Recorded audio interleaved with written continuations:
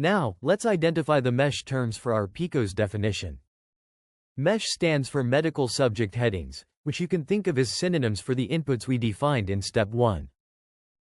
We chose pancreatic cancer for P, so go ahead and paste that into the search box and click Search.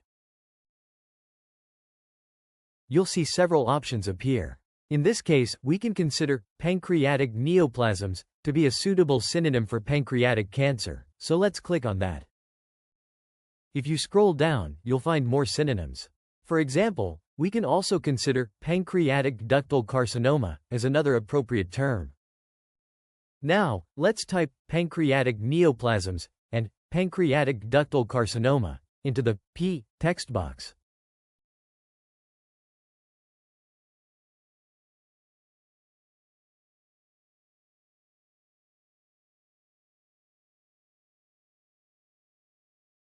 Next, we'll move on to our intervention.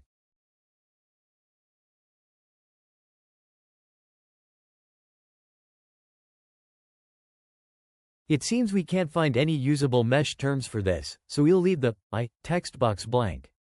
Looking at C, we find that there are also no usable MESH terms here. For S, as we do not set any term, we will leave it empty here. Once that's done, click the Generate Search Terms button. A search term has been created for you. You can copy and paste this search term into the text box below it or modify it as you see fit. Moving on to step 2.3, all you need to do is click the button to save the current search term.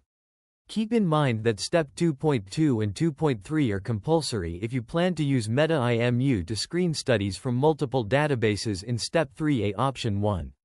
If you are using other softwares such as Covidence, you can skip this step and proceed to step 3A option 2. The table in step 2.3 will display a record of your search term. This record is useful as it allows us to keep track of the search term that we have used before. It is common to find that with a particular search term, you may get too few or too many studies when you search for potential studies in databases such as PubMed. In both cases, we will need to modify the search term so that we get a manageable number of studies to screen and won't miss useful studies.